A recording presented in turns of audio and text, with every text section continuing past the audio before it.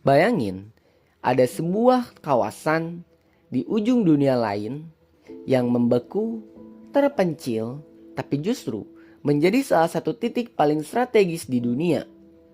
Arktik, rumah bagi es yang mencair, sumber daya yang melimpah, dan masa depan yang sedang dipertaruhkan. Namun, alih-alih berubah menjadi ajang perebutan kekuatan militer, Arktik malah menjadi panggung kerjasama internasional yang tidak banyak orang tahu. Ketika banyak wilayah jadi ajang perebutan kekuatan, Arktik menawarkan cerita yang berbeda. Tempat di mana negara-negara besar memilih berdiplomasi, bukan berperang. Untuk memahami ini, kita perlu kembali pada teori liberalisme, sebuah teori dalam hubungan internasional yang menantang ide realis bahwa dunia hanya digerakkan oleh konflik dan kekuatan militer. Akar liberalisme bisa ditelusuri ke pemikiran Immanuel Kant dalam Perpetual Peace. Ia percaya bahwa perdamaian bisa dicapai lewat hukum internasional, diplomasi, dan kerjasama antar negara.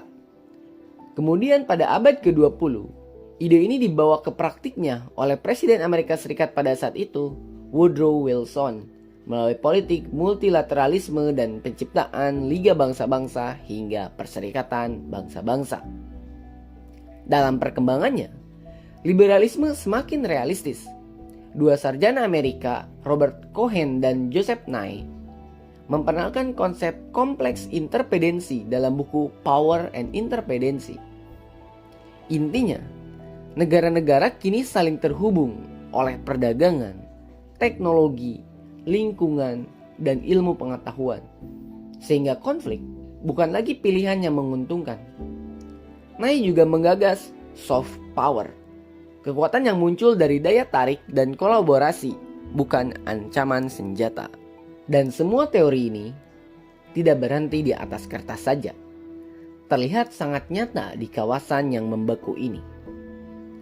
Arktik menyimpan kekayaan yang luar biasa. US Geological Survey memperkirakan 13% cadangan minyak dan 30% gas alam yang belum dieksplorasi dunia ada di wilayah Arktik. Jalur pelayaran baru mulai terbuka karena es mencair akibat pemanasan global. Potensi ekonomi yang besar, kepentingan militer yang strategis, itu semua syarat konflik yang sebenarnya sudah lengkap. Tapi yang terjadi justru sebaliknya. Pada tahun 1996, 8 negara Arktik, Amerika Serikat, Kanada, Rusia, Norwegia, Denmark, Swedia, Finlandia, dan Islandia menandatangani deklarasi Ottawa dan membentuk Arctic Council, sebuah forum diplomasi yang berfokus pada perlindungan lingkungan dan pembangunan berkelanjutan, bukan sengketa teritorial.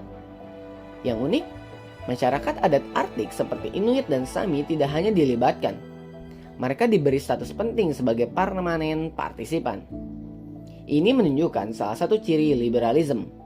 Aktor internasional bukan hanya negara, tapi juga komunitas lokal, ilmuwan, dan NGO. Di sejumlah isu dunia, Amerika Serikat dan Rusia saling bersitegang. Namun di sini, di ujung dunia lainnya, mereka duduk sebagai mitra, berdiskusi soal penelitian iklim, keselamatan maritim, dan masa depan masyarakat adat. Inilah yang Cohen sebut sebagai peran institusi internasional dalam mengurangi ketidakpastian dan meningkatkan kepercayaan antar negara.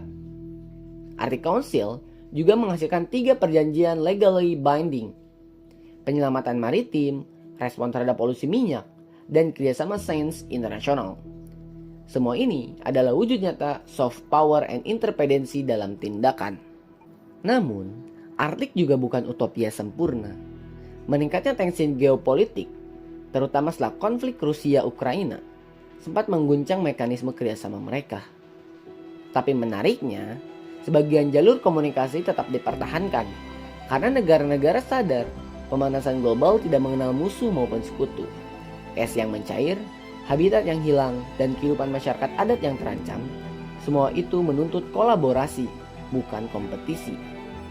Maka Arktik memberi pelajaran besar bagi dunia, bahwa ketika ancaman bersama lebih besar dari ambisi nasional, pilihan paling rasional adalah kerjasama. Inilah liberalisme dalam bentuk paling konkret. Tidak utopis, tidak hanya teori, tetapi menjadi strategi bertahan hidup manusia. Karena pada akhirnya, jika arti tenggelam, kita semua akan ikut tenggelam.